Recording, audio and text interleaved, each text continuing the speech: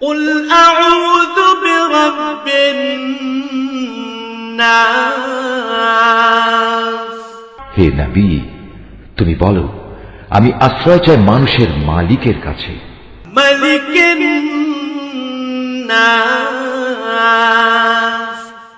আমি আশ্রয় চাই মানুষের আসল বাদশাহর কাছে। إله الناس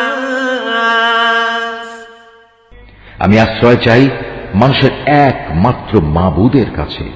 من شر الوسواس الخناس